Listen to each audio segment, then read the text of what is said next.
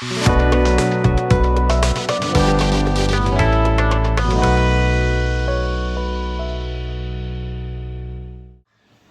को मेरा नमस्कार। कैसे हैं आप सभी लोग? उम्मीद करता हूं आप अच्छे होंगे। ईश्वर आपको अच्छा रखे। चलिए हम लोग आज के लेक्चर को लेकर बात करेंगे। आज का जो लेक्चर है भारतीय संविधान का बेहद और इम्पोर्टेंट चैप्टर है, जिसका नाम है भाग 3 मूल अधिकार। तो अपन इसको शुरू कर देते हैं।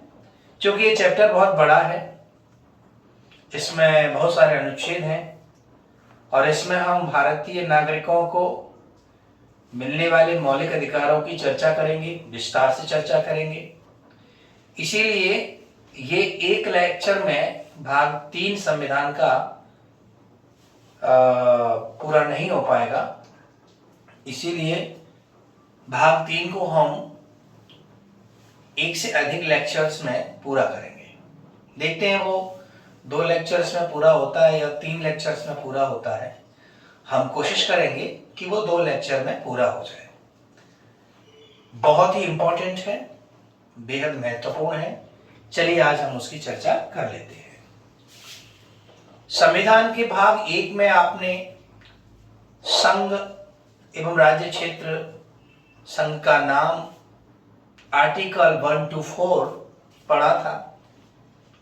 संविधान के भाग 2 में नागरिकता के बारे में पढ़ा, जिसमें आर्टिकल 5 से लेकर 11 तक दिए गए थे।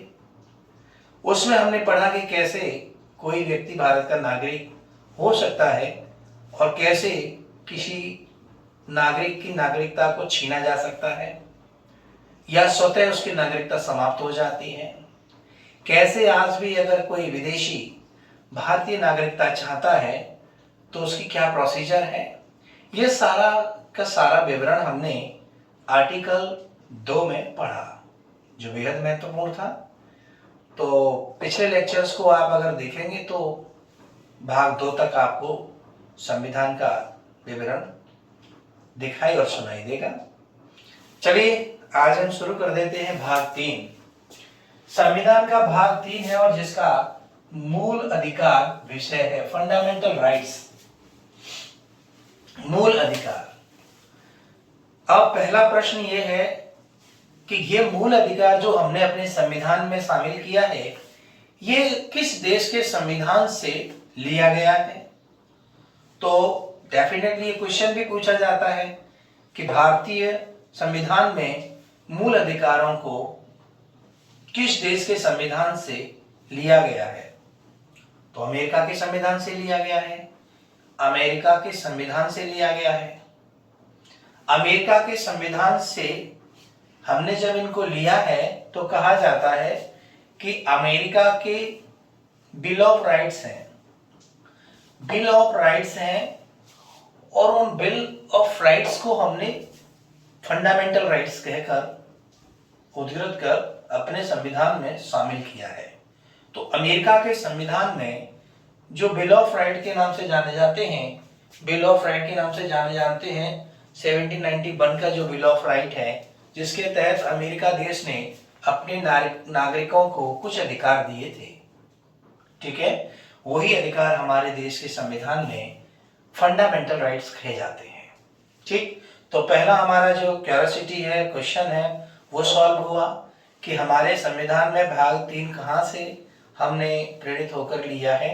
तो आप बताएंगे अमेरिका के संविधान से। एक प्रश्न। दूसरा प्रश्न ये है कि मूल अधिकार किसे कहते हैं? What is the definition of the fundamental right? Fundamental rights की डेफिनेशन क्या है? ये हमारे संविधान में एग्जैक्ट किसी आर्टिकल में नहीं है, यानी definition is not defined in the Indian Constitution. So that is the very important. Somebody will ask you that what is the definition of the fundamental rights in Indian Constitution? Then you will say that there is no definition as given in the Indian Constitution. But इसके बारे में विस्तार से दिया गया है, समझाया गया है, पर उसकी कोई एग्जैक्ट परिभाषा नहीं है।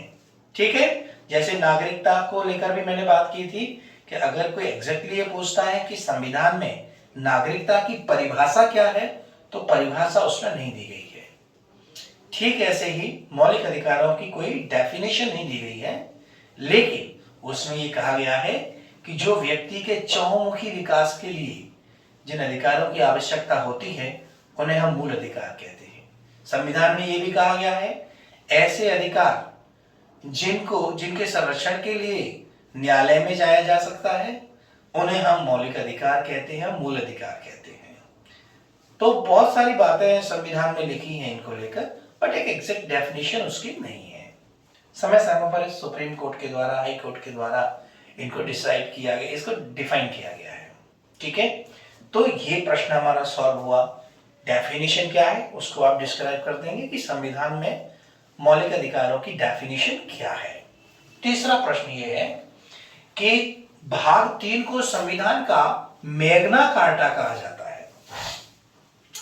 भाग 3 को, पूरे संविधान की बात नहीं कर रहा हूं, भारतीय संविधान के पार्ट 3 को मैग्ना कार्टा कहा जाता है हमारे संविधान का। क्यों कहा जाता है? निश्चित रूप से मैग्ना कार्टा एक इंपॉर्टेंट टर्म है जो हम अपने संविधान के भाग 3 के परिप्रेक्ष्य में उसको कह रहे हैं। तो उसकी एक हिस्ट्री है। हिस्ट्री ये है कि इंग्लैंड में, ब्रिटेन में 1215 में वहां के राजा थे जॉन, सम्राट जॉन। तो सम्राट जॉन जो 1191-92 से लेकर 1216 तक वहां के शासक रहे, राजा रहे हैं, सॉरी, किंग रहे हैं। ब्रिटेन के आज भी किंग होते हैं। तो उन्होंने जनता की डिमांड पर वहां के लोगों को एक घोषणा पत्र जारी किया। घोषणा पत्र को हम चार्टर बोलते हैं। जैसे हमने पिछले अपने हिस्टोरिकल बैकग्राउंड में देखा था, चार्टर बनाए थे अंग्रेजों ने हमारे देश के ईस्ट इंडिया कंपनी को कंट्रोल करने के लिए। तो चार्टर का एग्जैक्ट मतलब होता है घोषणा पत्र। चार्टर का एग्जैक्ट मतलब होता है घोषणा पत्र। तो सम्राट जॉन ने 1215 में एक घोषणा पत्र चार्टर के माध्यम से अपने नागरिकों को कुछ अधिकार दिए थे। उस घोषणा पत्र को इंग्लैंड की हिस्ट्री में मैग्ना कार्टा कहा जाता है। तो ठीक वही जो अधिकार इंग्लैंड में 1215 में सम्राट के द्वारा दिए गए थे, वैसे ही अधिकार हमारे संविधान में भाग 3 में दिए गए हैं। इसीलिए संविधान के भाग 3 को संविधान का मैग्ना कार्टा कहा जाता है। क्लियर आ गया? और हमारे मन में प्रश्न आता है क्या कि जैसे मैंने अभी डेफिनेशन में कहा कि मौलिक अधिकार उनको कहते हैं जो किसी व्यक्ति का चहुमुखी विकास करे। चहुमुखी विकास से क्या आशय है? चहुमुखी विकास से क्या आशय है? किसे कहते हैं चहुमुखी विकास? किसी व्यक्ति का चहुमुखी विकास। तो देखिए, चहुमुखी विकास का मतलब होता है अगर किसी व्यक्ति का भौतिक विकास हो, अगर किसी व्यक्ति का बौद्धिक विकास भी हो, अगर उस व्यक्ति का नैतिक विकास भी हो, अगर उस व्यक्ति का आध्यात्मिक विकास भी हो, तो उसे हम चहुमुखी विकास कहते हैं। मैंने इस चहुमुखी विकास को 4 डायरेक्शन के हिसाब से याद करने के पर्पज से इस डायग्राम से दिखाया है। 4 मैंने डायरेक्शन बना दी और वहां उसको पॉइंट आउट कर दिया। कौन कौन सा भौतिक विकास क्या होता है? जो हमारे स्थूल डेवलपमेंट, यानी जो हमारा फिजिकल डेवलपमेंट है, हमारे शारीरिक डेवलपमेंट है, हमारा आर्थिक डेवलपमेंट है ना, हमारा सामाजिक डेवलपमेंट है, वो सब हमारा क्या कहलाता है? भौतिक डेवलपमेंट, यानी आपका भौतिक विकास कहलाता है। हमारी बौद्धिक विकास हो, हमारी सोच डेवलप हो, जैसे हमारे संविधान में नीति निर्देशकों में कहा गया है कि आपकी सोच कैसी होगी, कैसी होनी चाहिए? वैज्ञानिक सोच होनी चाहिए। हम अपनी भारत की पुरातन संस्कृति का अनुसरण तो करते ही हैं, पर साथ में हमारी जो सोच है वो वैज्ञानिक होना चाहिए। इससे आशय ये है कि हम आडंबरों में विश्वास न करें। जो हमारे देश की संस्कृति के कुछ कुरीतियां रही हैं, सभ्यता में कुछ कुरीतियां रही हैं, उनको हम फॉलो नहीं करें, है ना। तो हम इन सब चीज आडंबरों से बचें, कुरीतियों से बचें, अपने आप अपनी खुद की सोच को हम वैज्ञानिक स्तर पर ले जाएं। उसे हम क्या कहते हैं? बौद्धिक विकास कहते हैं। ठीक है, बौद्धिक बुद्धि का, सोच विचार के हम लोग व्यक्ति को इतना डेवलप करेंगे उसकी बुद्धि का भी विकास हो। साथ में नैतिकता क्या होती है? नैतिकता का मतलब होता है, ये जो नैतिकता शब्द है इसका मतलब होता है आपके अंदर एक हम्बलनेस आ जाए, नम्रता आ जाए।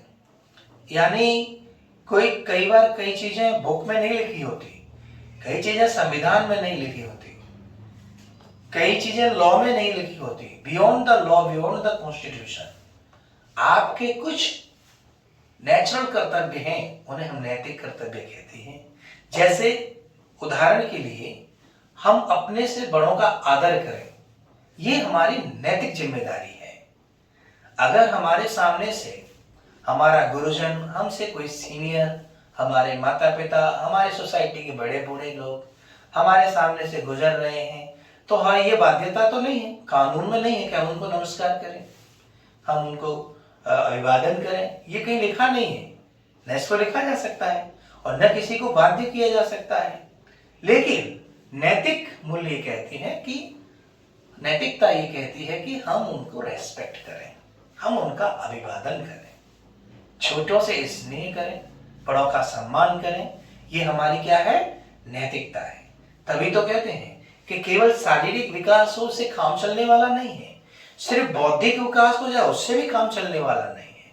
बौद्धिक क्षमता का विकास हो ये जरूरी है, भौतिक क्षमता का विकास हो ये जरूरी, क्योंकि शारीरिक विकास हो ये जरूरी है। शरीर अच्छा रहे, हष्ट पुष्ट रहे, निरोगी रहे, जरूरी है।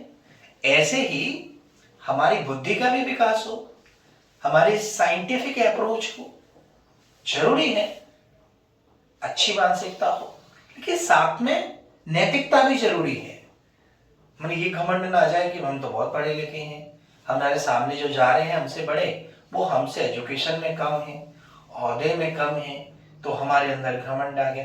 बौद्धिक विकास हमारा उससे ज्यादा है, हम उससे ज्यादा बौद्धिक है, इंटेलेक्चुअल है। वो हमारी नैतिकता कहती है कि वो हमसे सीनियर हैं और उनका सम्मान करना हमारा नैतिक कर्तव्य है। तो हमारी नैतिकता का भी विकास हो। इसीलिए हम देखते हैं कि हम अपनी स्कूलिंग टाइम में जो हमारी बुक्स होती हैं उनमें कई कहानियां जुड़ी होती हैं। वो बच्चों को कहानियां इसलिए तो सुनाई जाती हैं जिससे उनका नैतिक विकास हो। नेक्स्ट है आध्यात्मिक विकास। स्पिरिचुअलिटी भी आपके अंदर होनी चाहिए। बड़ी सुंदर विकास की परिभाषा में ये शब्द जुड़ा है। चौमुखी विकास की, संपूर्ण विकास की परिभाषा में स्पिरिचुअलिटी भी आती है। क्या होती है आध्यात्मिकता, क्या होती है? देखिए, आध्यात्मिकता का मतलब ये तो नहीं होता है कि हम जाके बाबा हो जाएं, संत हो जाएं, बस वही आध्यात्मिक ज्ञान है, वो नहीं है।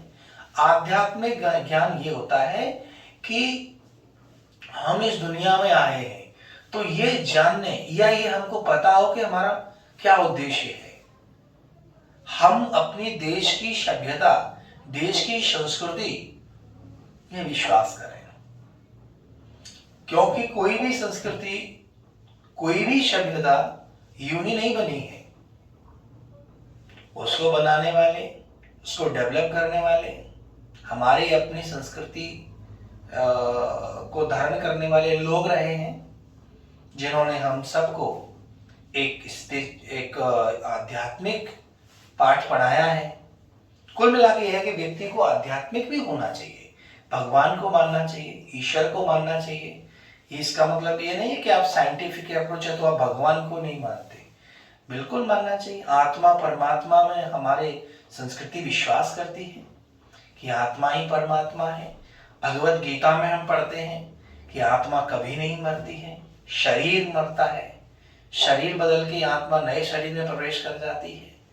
तो ये जो चीजें हैं आध्यात्मिक, ये हमको जीने की वजह, हमें सुखद जीवन जीने का एक माध्यम बनता है आध्यात्मिक ज्ञान। मैं कहता हूं कि जीवन में, सबके जीवन में कुछ ना कुछ कष्ट होता है, लेकिन ये वो आध्यात्मिक की शरण में होता है तो उस कष्ट को वो हंस हंस के सह लेता है। तो आध्यात्मिक की ओर जाना हमारे जीवन को सरल और सुगम बनाता है। तो हमें उसकी भी व्यक्ति के अंदर एक सोच समझ पैदा करनी चाहिए। जब ये चारों चीज कलेक्टिवली होंगी तब हम उसको कहते हैं चहुमुखी विकास।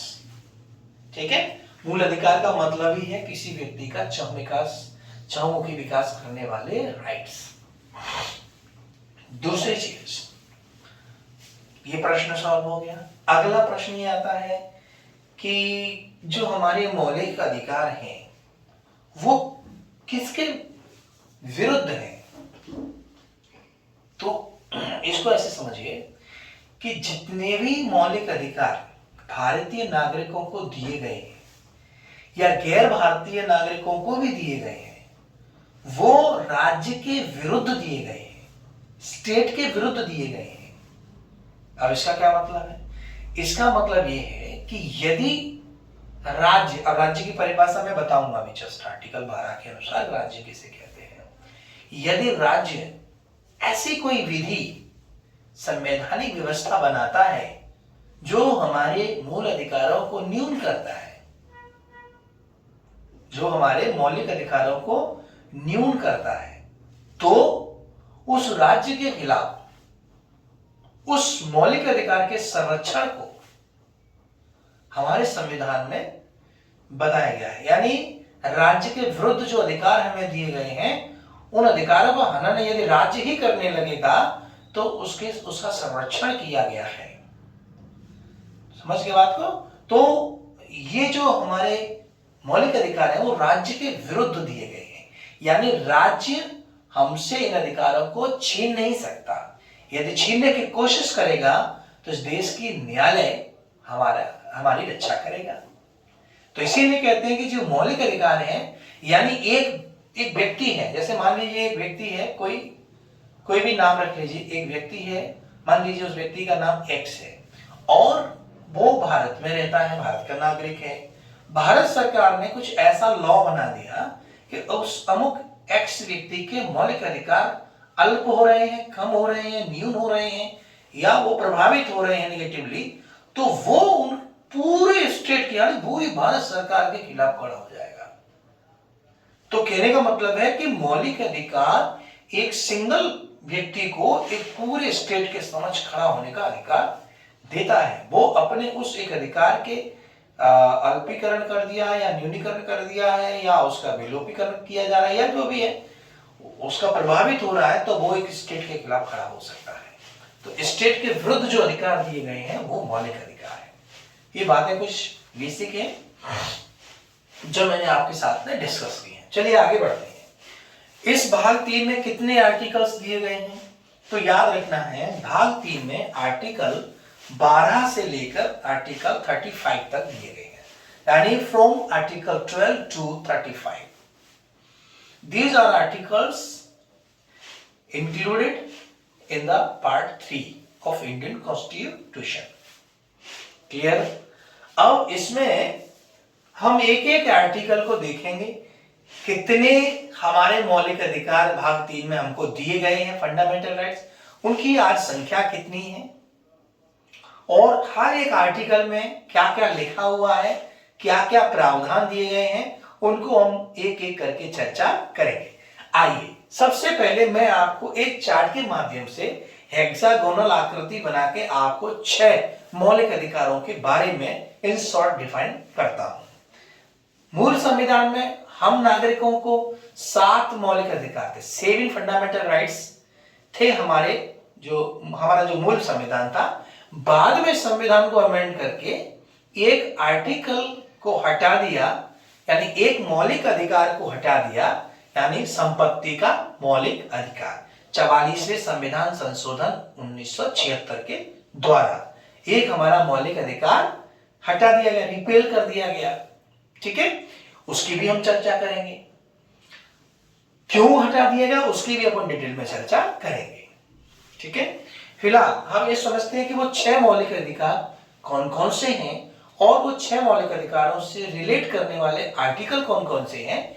फिर हम एक एक मौलिक अधिकार को प्रत्येक आर्टिकल के हिसाब से पढ़ने वाले हैं। ठीक है, चलिए बात करते हैं मौलिक अधिकार का हेक्सागोनल डायग्राम आप देख रहे हैं। हमने शुरुआत करी है नंबर 1 यहां से शुरुआत की है हमने। नंबर पहला हमारा मौलिक अधिकार है जिसका नाम है समता का अधिकार। समता का अधिकार, राइट टू इक्वालिटी। क्या बोलते हैं इसको? Right to equality. इसका जो प्रावधान दिया गया है हमारे संविधान में वो अनुच्छेद 14 से 18। अब आप कहेंगे कि 12 और 13 आर्टिकल कहां है? अनुच्छेद 12 और अनुच्छेद 13 कहां है? तो जस्ट मैं इसके बाद इनसे ही चर्चा शुरू करूंगा। फिलहाल हम इन 6 मौलिक अधिकारों को समझ लेते हैं इन शॉर्ट, फिर डिटेल में चर्चा करेंगे। फिर मैं आर्टिकल 12 और 13 की चर्चा इसी लेक्चर में करने वाला हूं। ठीक है, तो समता का अधिकार है, राइट टू इक्वलिटी है, आर्टिकल 14 से लेकर 18 तक। ठीक है, तो इसमें आर्टिकल 14 में क्या दिया है, आर्टिकल 15 में क्या दिया है, आर्टिकल 16 में क्या दिया है, आर्टिकल 17 में क्या दिया है और आर्टिकल 18 में क्या दिया गया है, इसको हम डिटेल में चर्चा करेंगे। केवल इतने से काम चलने वाला नहीं है, पर बेसिक तौर पर आपको ये तो याद होना ही चाहिए कि हमारे संविधान में भाग 3 में हमको 6 मौलिक अधिकारों का 6 मौलिक अधिकार दिए गए हैं। वो 6 मौलिक अधिकार किस किस आर्टिकल में दिए गए हैं वो हमको याद होने चाहिए। याद रखना, ये आर्टिकल्स का एक सीक्वेंस है, क्लॉकवाइज मैंने लिखा है। इस सीक्वेंस को हम तोड़ नहीं सकते बिकॉज आर्टिकल इससे जुड़े हुए हैं। ये आर्टिकल अगर इधर हो गया तो गड़बड़ हो जाएगा, ये आर्टिकल अगर इधर आ गया तो गड़बड़ हो जाएगा। तो हमारा जो पहला फंडामेंटल राइट है वो है right to equality. Right to equality clear आ गया? इसमें आर्टिकल कितने हैं? 14, 15, 16, 17, 18, 5 आर्टिकल है इसके अंदर। 5 आर्टिकल में हम देखेंगे 14 में क्या दिया है ना? कुछ कुछ जैसे आपको जानकारी हो कि आर्टिकल 14 में भारतीय नागरिकों को समान विधि का संरक्षण दिया गया है। ठीक है, आर्टिकल 15 में राज्य किसी भी व्यक्ति के साथ जाति, धर्म, मूल वंश, लिंग के आधार पर भेदभाव नहीं करेगा। कौन? स्टेट। स्टेट क्या है वो भी बताएंगे अभी आपको। ऐसे करके ये आर्टिकल आगे बढ़ते हैं, उनके हम डिस्कस करेंगे एक एक करके। ठीक है, चलिए दूसरा हमारा मौलिक अधिकार है जिसका नाम है स्वतंत्रता का अधिकार, right to freedom. Right to freedom, RF, right to freedom. Right to freedom क्या है? अनुच्छेद 19 से लेकर अनुच्छेद 22 में स्वतंत्रता का अधिकार दिया गया है अपने आप में।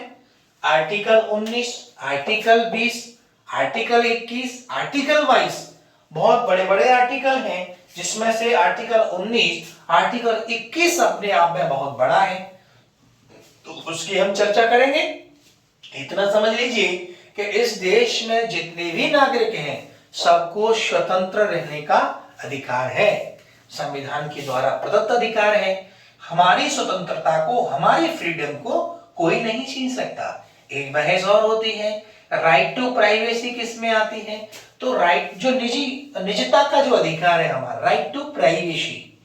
जैसे किसी व्यक्ति को फोन पे बात करता है, उस फोन को ट्रैक करना हमारे फंडामेंटल राइट का उल्लंघन है, उसको ट्रेस करना उल्लंघन है। सामान्य परिस्थितियों में हम किसी की बातचीत को ट्रेस नहीं कर सकते because it is the violation of the right to privacy.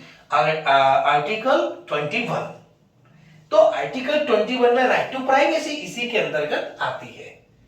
तो जैसे आप सुनते हैं कि अमुक व्यक्ति का फोन ट्रेस कर लिया है या उसकी रिकॉर्डिंग की जा रही है या सीसी कैमरा लगा दिया है उसके कमरे में, तो वो खाना खाते हुआ, तो ये सब चीजें, यानी अगर उसको लगता है कि ये मेरे राइट टू प्राइवेसी, मेरी निजता के अधिकार का हनन है, तो उसको संरक्षण दिया जाएगा।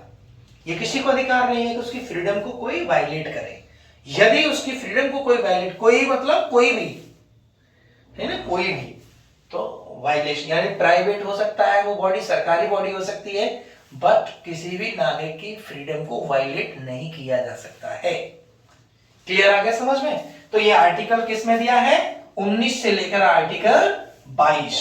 तो पहला है समता का अधिकार है, स्वतंत्रता का अधिकार है, मौलिक अधिकार। ठीक है, तीसरा हमारा ये नंबर 3 का मौलिक अधिकार है शोषण के विरुद्ध अधिकार। शोषण के विरुद्ध अधिकार, यानी ये जो अधिकार है वो आर्टिकल 23 और 24 में दिया गया है। दो आर्टिकल है। हाँ, दो आर्टिकल में तीसरे नंबर का हमारा मौलिक अधिकार है शोषण के विरुद्ध अधिकार है। यानी यदि शोषण का मतलब क्या होता है, यदि किसी व्यक्ति से उसकी इच्छा के बिना कोई भी काम करवाया जाता है तो उसे शोषण कहा जाता है। जैसे मान ली भले आप उसको उसका मेहनताना दे रहे हैं बट वो इच्छा नहीं है पर जबरदस्ती आप करवा रहे हैं तो वो शोषण की श्रेणी में आता है। जैसे आपने अमुक किसी व्यक्ति को पकड़ा और उससे कहा कि हमारा ये काम करो, हम तुम्हें इसका पैसा देंगे, हम इसका आपका जो चार्ज है वो देंगे, चार्ज पे करेंगे, लेकिन उसकी इच्छा नहीं है बट आप जबरदस्ती उसको पकड़ के और कह रहे नहीं तुझे करना पड़ेगा, हम तुझे चार्ज देंगे, तो ये भी उसका शोषण है।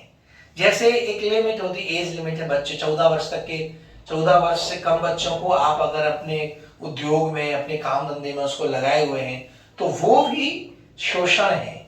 तो किसी की इच्छा के बिना उससे काम करवाना, उसका उपयोग करना, वो शोषण की श्रेणी में आता है। अगर ऐसा होता है तो वो वायलेशन हो जाता है उसके फंडामेंटल राइट का। कौन से फंडामेंटल राइट का? जो आर्टिकल 23 और आर्टिकल 24 में दिया गया है, जो फंडामेंटल नंबर 3 है। क्या कहते हैं इसे? शोषण के विरुद्ध अधिकार। ठीक है। नेक्स्ट है चौथे नंबर का धार्मिक स्वतंत्रता का अधिकार। आर्टिकल 25 से लेकर 28, यानी 25, 26, 27, 28 चार आर्टिकल हैं जो इस देश के हर एक नागरिक को धार्मिक फ्रीडम देता है। राइट टू रिलीजियस, ठीक है, right to religious, right to religion, धार्मिक स्वतंत्रता का अधिकार है। ठीक है। अब इसमें क्या है, बड़ी सिंपल सी बात है, हम डिटेल में तो पढ़ेंगे इसको। धार्मिक स्वतंत्रता का अधिकार है कि इस देश में, आप जानते हैं कि ये देश हमारा धर्मनिरपेक्ष देश है, सेकुलर देश है हमारा, जिसमें ये कहा गया है कि राज्य जितने भी धर्म हैं उनका संरक्षण समान रूप से करेगा। किसी के साथ किसी भी प्रकार से भेदभाव नहीं किया जाएगा। इस व्यवस्था को हमने सेकुलर व्यवस्था कहा है, धर्म निरपेक्षता कहा है, पंथ निरपेक्षता कहा है, और इसे हमने फंडामेंटल राइट्स में भी डाल दिया है। यदि राज्य गलती से भी किसी की धार्मिक स्वतंत्रता को हनन करता है तो राज्य के विरुद्ध मौलिक अधिकार किसी नागरिक को ये दिया गया है और राज्य के विरुद्ध वो खड़ा हो जाएगा जाके न्यायालय में, और न्यायालय उसको प्रोटेक्ट करेगा। क्लियर आ गया? तो धार्मिक स्वतंत्रता, अच्छा इसका मतलब क्या होता है? आप देश में रहते हैं, आप देश के नागरिक हैं, किसी भी धर्म में आपकी आस्था हो, आपको कोई रोक नहीं सकता। मैं हिंदू धर्म में आस्था रखता हूं, yes, this is my fundamental right, I will follow the Hindu religion, this is my fundamental right. But another brother follow the Muslim religion, that is the fundamental right of him, ठीक है ना, that is the उसका right है, fundamental right है, वो मुस्लिम धर्म को अनुसरण करे। कोई ईसाई को करता है वो उसका फंडामेंटल राइट है, कोई सिख धर्म को मानता है, कोई और पारसी धर्म को मानता है, कोई जैन को मानता है, कोई बौद्ध धर्म को अनुसरण करता है, सबको अधिकार है। और हम अपने धर्म को स्विच ऑफ भी कर सकते हैं, जैसे कि बाबा साहब अम्बेडकर ने किया। बाबा साहब अम्बेडकर ने क्या किया था? अपनी मृत्यु से पहले उन्होंने अपना हिंदू धर्म परिवर्तित करके बौद्ध धर्म में दीक्षा ले ली थी, बौद्ध की शरण में चले गए थे। तो ये इस फंडामेंटल राइट की वजह से ही तो उन्होंने किया, वो उनको कोई रोक थोड़ी सका, वरना कोई रोक सकता है किसी को? यदि हमें हमको धर्म अच्छा लग रहा है, हम अपना धर्म परिवर्तन कर सकते हैं बिना किसी दबाव के, बिना जोर जबरदस्ती के, बिना किसी लालच के।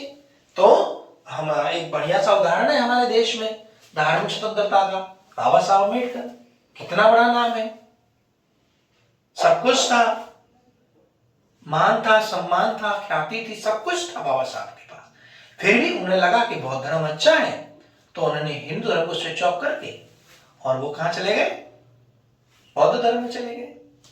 तो ये धार्मिक स्वतंत्रता का ही नतीजा होता है, एक सुखद परिणाम है इसका। तो हमारे देश में धार्मिकता के आधार पर हम वैमनस्यता नहीं फैला सकते, हम इस देश के लोगों को धर्म के आधार पर नहीं बांट सकते। लेकिन अगर कोई ऐसा करता है, कोई भी ऐसा करता है, चाहे वो सरकार करती है या प्राइवेट बॉडी करती है, निजी संस्था ऐसा कुछ करती है, तो प्रतिबंधित है, ऐसा नहीं करना चाहिए, क्योंकि हमें ये फंडामेंटल राइट्स प्रत्येक नागरिक को दे रखा है। ओके, अब दूसरा है 5वें नंबर का मौलिक अधिकार है, जिसको कहते हैं संस्कृति और शिक्षा संबंधी अधिकार।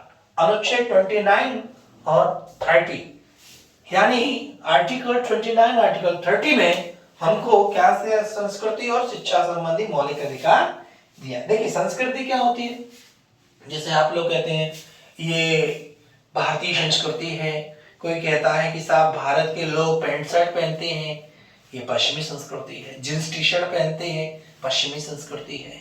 लहंगा चुनरी पहनते हैं, ये भारतीय संस्कृति है। साड़ी पहनाव है, भारतीय संस्कृति है। तो कोई साड़ी महिला पहनती है, वो भारतीय संस्कृति को फॉलो कर रही है। ये तो वही वाला एक टाइम पर जींस टी शर्ट पहनती है, पाश्चात्य संस्कृति को फॉलो कर रही है।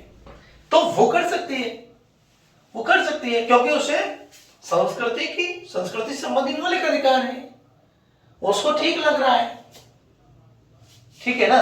उसको लग रहा है कि कुछ मायनों में पाश्चात्य संस्कृति हमको सूट करती है, वो पाश्चात्य संस्कृति को फॉलो करेगा। कुछ मायने में उसको लगता है कि नहीं, भारतीय संस्कृति हमें फॉलो करनी है, मेरी इच्छा है कि मैं भारतीय संस्कृति को फॉलो करूं, मेरी इच्छा है मैं धोती कुर्ता पहनूं, तो मैं पहन सकता हूं, मुझे अधिकार है। कोई मुझे रोकेगा थोड़ी रोड पे चलते हुए कि भाई ये क्या। कुछ स्वतंत्र भी होते हैं, कुछ ड्रेस कोड होते हैं, वहां पर आप ऐसा नहीं कर सकते। जैसे न्यायालय में वकीलों का एक ड्रेस कोड होता है, तो वो वहां धोती कुर्ता पहन के नहीं जा सकते। तो कुछ स्कूलों के ड्रेस कोड होते हैं, तो वो स्कूलों के ड्रेस कोड में जाएगा।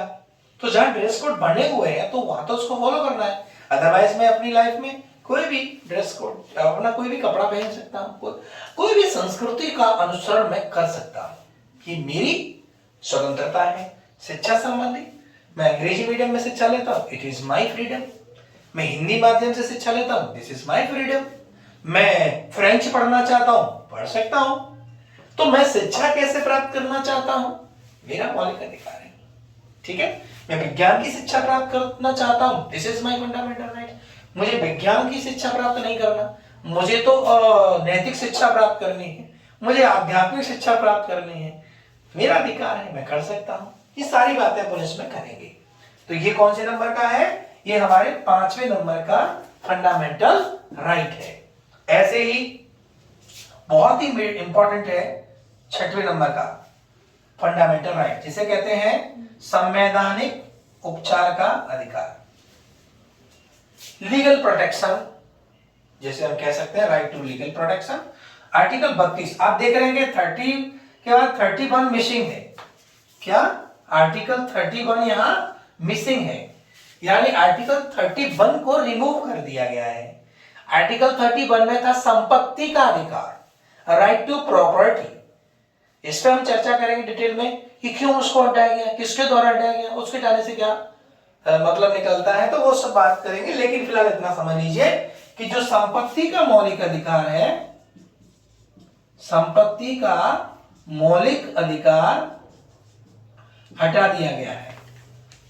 Right to property, right to property, RP हटा दिया है।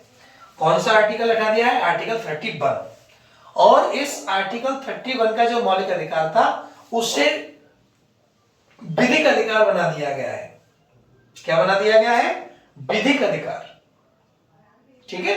मौलिक अधिकार को हमने विधिक अधिकार बना दिया है, वो हम आगे इसमें चर्चा करेंगे। अधिकार तो है पर मौलिक नहीं है, कैसा है वो, विधिक अधिकार है। विधिक अधिकार क्या होगा वो हम आगे बताएंगे। इनको छोड़ के जितने भी अधिकार है वो सब विधिक अधिकार होते हैं हमारे, ठीक है। तो संपत्ति का मौलिक अधिकार हट गया है। चलिए आर्टिकल 32 एक आर्टिकल बहुत इंपॉर्टेंट है ये, जिसमें संवैधानिक उपचार का अधिकार दिया गया है। यदि ये ना हो तो इन अधिकारों का कोई अर्थ ही नहीं रह जाएगा। इसलिए बाबा साहब ने इस संवैधानिक मौलिक अधिकार को बहुत ही महत्वपूर्ण बताया था। और इन सब अधिकारों की आत्मा बताया था इसको। ठीक है, किसको? संवैधानिक उपचार के अधिकार को। क्यों? क्योंकि अगर ये राज्य, कोई राज्य यदि इन अधिकारों को वायलेट करता है, इन अधिकारों को छीनने की कोशिश करता है, इन अधिकारों को कम करने की कोशिश करता है, तो आर्टिकल 32 एक दूसरा आपको फंडामेंटल राइट उपलब्ध है। आर्टिकल 32 के तहत संवैधानिक उपचार, आप पूरी भारत सरकार के खिलाफ, आप पूरी राज्य सरकार के खिलाफ, आप किसी भी अधिकारी के खिलाफ, किसी भी बड़ी कंपनी के खिलाफ खड़े हो जाएंगे कि ये मेरे मौलिक अधिकार का हनन हुआ है, वायलेशन हुआ है, और आपको आर्टिकल 32 ये ताकत देता है। एक आर्टिकल 226 है, इसमें आर्टिकल 226 है, आर्टिकल 32 है, ये दोनों ही आर्टिकल्स आपको लीगल प्रोटेक्शन देते हैं। ठीक है, हाई कोर्ट, सुप्रीम कोर्ट, तो इनके मामले में आप हाई कोर्ट में भी जा सकते हैं और इन मामलों में आप सुप्रीम कोर्ट में भी जा सकते हैं, जहां आपको संरक्षण दिया जाएगा आपके अधिकारों को। ठीक है, तो इसमें रिटें दी गई हैं, है ना, कोई वारंटो वगैरह जो रिटें हैं वो रिटें अपन पढ़ेंगे, एक पूरे लेक्चर में रिट पे हम बात करेंगे। ठीक है, तो डिटेल बहुत होने वाला है, काफी लंबा टॉपिक है ये। तो फिलहाल आपने इसको समझा कि ये हमारे कौन कौन से 6 मौलिक अधिकार दिए हैं। हेक्सागोनल आकृति आपके सामने बनी हुई है, इसको आप बड़े आसानी से याद कर सकते हैं तरीके से। ये आपकी क्लॉकवाइज मैंने इसमें लिखा हुआ है, आप क्लॉकवाइज जाएंगे, इसी सीक्वेंस में आपको इसको याद रखना है। ठीक है, समता, स्वतंत्रता, शोषण, धार्मिक, संस्कृति और संवैधानिक उपचार। श श श को छोड़ दो, स।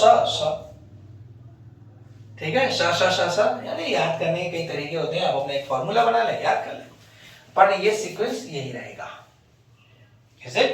अब मैंने जैसे अभी कहा था स्टार्टिंग में कि मैं आर्टिकल 14 से स्टार्ट करें, तो आर्टिकल 12 और 13 क्या कहता है, चलिए आर्टिकल 12 और 13 को समझ लेते हैं। ठीक, सबसे पहले आर्टिकल 12 में क्या दिया है? आर्टिकल 12 में दी है राज्य की परिभाषा, राज्य की परिभाषा।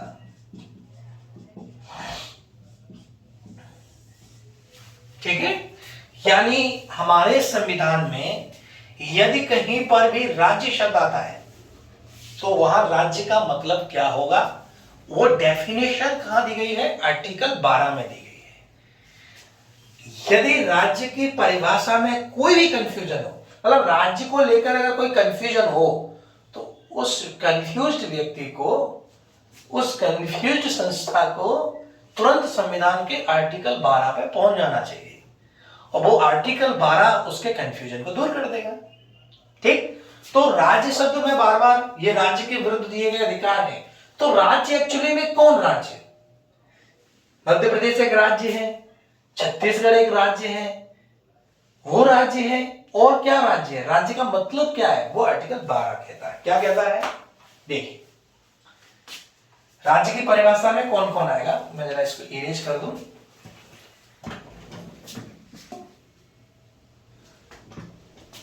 देखो, राज्य की परिभाषा में देखिए कौन कौन आएंगे, 3 बॉडी में डाल रहा हूं राज्य की परिभाषा में। केंद्र का विधानमंडल राज्य है, करेक्ट? केंद्र का विधानमंडल, केंद्र का विधानमंडल क्या है? राज्यसभा और आपकी लोकसभा। यानी केंद्र का जो विधानमंडल है उसे हम क्या कहेंगे? राज्य कहेंगे। क्लियर आ गया समझ में? केंद्र के विधानमंडल में 2 सदन है, राज्यसभा, लोकसभा, इन दोनों को हम क्या कहेंगे? राज्य कहेंगे। क्लियर? दूसरा, राज्य किसे कहेंगे? राज्य का विधानमंडल, राज्य का विधानमंडल, यानी राज्यों में विधानसभाएं होती हैं, विधान परिषदें भी होती हैं कुछ राज्यों में, उन सबको हम क्या कहेंगे? राज्य कहेंगे। क्लियर हो गया? केंद्र का विधानमंडल, राज्य का विधानमंडल, और राज्य किसे कहेंगे? तीसरा, यानी केंद्र और राज्य के अधीन जितनी भी संस्थाएं हैं, मेरे याद रखना, केंद्र और राज्य के अधीन जितनी भी सरकारी संस्थाएं हैं वो सब राज्य की परिभाषा में आते हैं। समझ गए ना? यानी केंद्र राज्य के अधीन सभी व्यक्ति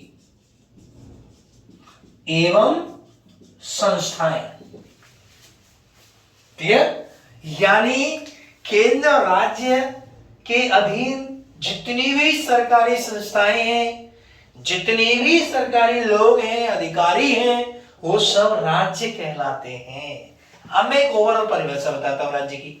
राज्य का मतलब है ऐसी कोई संस्था या ऐसा कोई व्यक्ति जिसे कानून बनाने का और उस कानून को लागू करने का अधिकार है, वो राज्य की परिभाषा में आता है। जैसे उदाहरण के लिए जिला कलेक्टर, तो जिला कलेक्टर भी एक राज्य है। जैसे किसी राज्य का सेक्रेटरी, गृह सेक्रेटरी, होम सेक्रेटरी, वो भी एक राज्य है। ठीक? तो राज्य की परिभाषा अपने आप में बहुत बड़ी है, बहुत विस्तारित है, सारगर्भित है।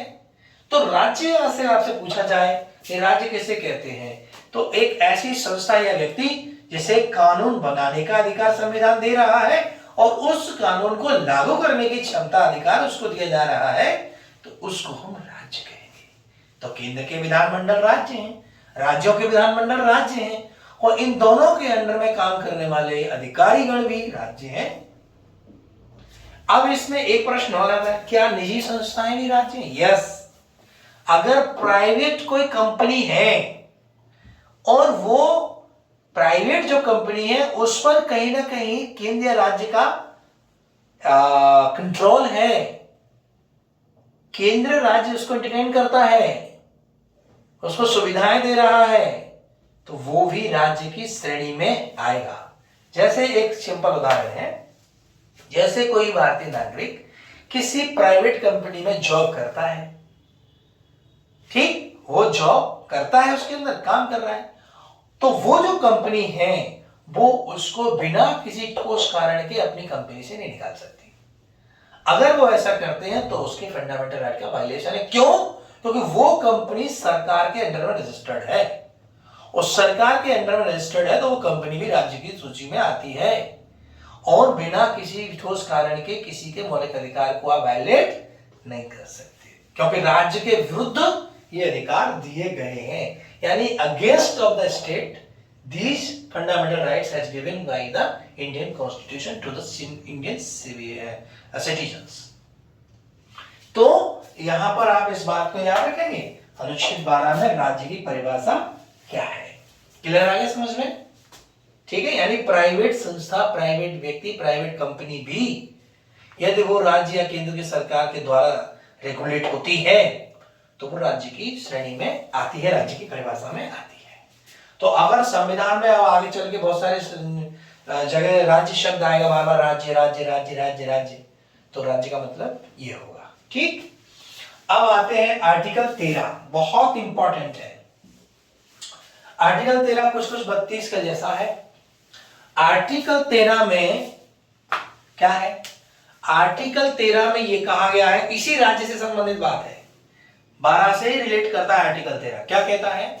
यदि राज्य, अच्छा आप समझ गए, तो मैं सिर्फ क्या इतना बोल रहा हूं, यदि कोई राज्य, यदि राज्य ऐसी कोई विधि बनाता है जो हमारे अधिकारों को न्यून करता है यानी कम करता है, या हमारे अधिकार को छीनता है, वो विधि, वो कानून उस सीमा तक शून्य कर दिया जाएगा।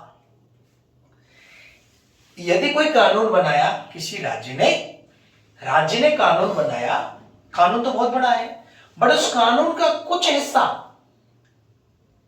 हमारे किसी मौलिक अधिकार को इफेक्ट कर रहा है नेगेटिवली, तो उस हिस्से को, पूरे कानून को नहीं, उस कानून के उस पर्टिकुलर हिस्से को जो हमारे अधिकारों को न्यून करता है, जो हमारे अधिकार को इफेक्ट नेगेटिवली कर रहा है, उस हिस्से को, उस पार्ट को उस कानून से हटा दिया जाएगा, वो विलुप्त तो हो जाएगा, उसे शून्य घोषित कर दिया जाएगा। इसे जुडिशियल रिव्यू कहते हैं। क्या कहते हैं? न्यायिक पुनरावलोकन, judicial review. Is it clear? Even इसमें यह भी समझिए कि यदि किसी व्यक्ति का फंडामेंटल राइट्स अगर न्यायालय के द्वारा भी किसी कारण से न्यून हुआ है, तो उसे भी दोबारा से न्यायालय में जाने का अधिकार है। तो ऐसे भी उसे जुडिशियल रिव्यू कह सकते हैं। जुडिशियल रिव्यूज, न्यायिक पुनरावलोकन। तो वास्तव में आर्टिकल 13 बहुत इंपॉर्टेंट है। यानी आर्टिकल 13 आर्टिकल 12 को रिलेट करता है, और इसमें क्या दिया है? Judicial review. क्लियर है समझ में? यानी आर्टिकल 12 के अंतर्गत राज्य यदि किसी व्यक्ति के मौलिक अधिकार को न्यून करता है या उसका हनन करता है, कोई भी कानून, कोई भी विधि, तो विधि को शून्य कर दिया जाएगा। यदि कोई विधि का कुछ हिस्सा मौलिक अधिकार को वायलेट कर रहा है, कम कर रहा है, तो उस विधि के उस हिस्से को न्यून कर दिया जाएगा। यानी भारत सरकार भी यदि कोई कानून लाती है और वो कानून हमारे मौलिक अधिकार को प्रभावित कर रही है या कम कर रही है, तो जुडिशियल रिव्यू उस पर हो जाएगा। ठीक है? इसीलिए कई बार क्या होता है, सरकार के खिलाफ लोग कहां चले जाते हैं? आर्टिकल 32 में सुप्रीम कोर्ट चले जाते हैं, आर्टिकल 226 में वो हाई कोर्ट में चले जाते हैं, जिसे अपन PIL कहते हैं, है ना? PIL, पब्लिक इंटरेस्ट लिटिगेशन, उसके थ्रू वो हाई कोर्ट और सुप्रीम कोर्ट में जाता है। जुडिशियल रिव्यू, तो आर्टिकल 13 में क्या दिया बेसिकली? जुडिशियल रिव्यू दिया है। क्लियर हो गया? तो आर्टिकल 12 में राज्य की परिभाषा है, आर्टिकल 13 में जुडिशियल रिव्यू बताया गया है। और इस प्रकार से ये जो बातें हैं, ये भाग 3 के लेकर बेसिक बातें हैं, इतना याद रखना है, ये अक्सर पूछा जाता है। अब हम लोग चर्चा करेंगे एक एक फंडामेंटल राइट्स की। आर्टिकल 12 की चर्चा इस लेक्चर में हो चुकी है, आर्टिकल 13 की हमने चर्चा इसमें कर ली है। अब हम चर्चा करेंगे इसको लेकर, पहले फंडामेंटल राइट इसको लेकर। यानी अब हमारा अगला जो लेक्चर होगा वो एक एक फंडामेंटल राइट के ऊपर होगा। देखते हैं कि एक लेक्चर में कितने फंडामेंटल राइट कवर होते हैं, क्योंकि हमें इनको डिटेल में चर्चा करनी है, बहुत महत्वपूर्ण है। तो हम अगले लेक्चर में चर्चा करेंगे हर एक मौलिक अधिकार के प्रत्येक आर्टिकल को लेकर। तो मुझे लगता है कि आज के लेक्चर के लिए इतना काफी है। आपको जितना मैंने बताया है उतना आप याद कीजिएगा। बार बार इस वीडियो को आप पॉज करके देख सकते हैं, लिख सकते हैं, ये भी आप नोट कर सकते हैं, डायग्राम के थ्रू आप इसको या पढ़िए, जैसे भी आपको ठीक लगे आप इनको पढ़ सकते हैं। चलिए मिलते हैं अगले लेक्चर में। आज के लिए बस इतना ही। धन्यवाद आपका। और कुछ लेट हुआ वीडियो, उसके लिए क्षमा। और आप लोगों का बहुत समर्थन मिल रहा है, आप लोग वीडियो को देख रहे हैं और मुझे लगता है कि आपके लिए बेनिफिशियल भी हो रहे हैं, इसलिए आपके व्यूज आ रहे हैं, आपके कमेंट भी आ रहे हैं। तो इस सब के लिए आपका बहुत बहुत धन्यवाद। ऐसे जुड़े रहिए और हम भी आपसे जुड़े रहेंगे और अपनी जानकारी में वृद्धि कीजिए। ईश्वर करे आपको सक्सेस मिले। परीक्षार्थी हैं तो परीक्षा दीजिए, निश्चित रूप से सफलता मिलेगी। आज हम संविधान की चर्चा कर रहे हैं, कल हम दूसरे विषय को लेकर चर्चा करेंगे, इतिहास को लेकर चर्चा करेंगे, ज्योग्राफी को लेकर चर्चा करेंगे, है ना, इकोनॉमिक्स को लेकर चर्चा करेंगे, साइंस को लेकर हम बहुत विस्तार से चर्चा करेंगे, है ना, करंट अफेयर्स को लेकर हम चर्चा करेंगे, और जितने भी हमारे समसामयिक मुद्दे हैं उनको लेकर भी हम धीरे धीरे आगे बढ़ेंगे। तो फिलहाल तो स्टार्टिंग है, और स्टार्टिंग से ही हमारा मनोबल आप लोग बढ़ा रहे हैं कि हम लगातार वीडियो बना रहे हैं। और बिल्कुल हम उन बच्चों की, उन लोगों की मदद करना चाहते हैं जो किसी इंस्टीट्यूट में नहीं जा सकते, वो अपने मोबाइल पर, अपने घर में, आजकल सबके पास एंड्रॉयड मोबाइल है, सबके पास नेट है, तो रील देखने में अपना समय खर्च न करते हुए अपनी जानकारी में वृद्धि करें, इससे आपको जीवन में लाभ होगा। बहुत बहुत धन्यवाद आपका। जय हिंद, जय भारत। मिलते हैं अगले वीडियो में।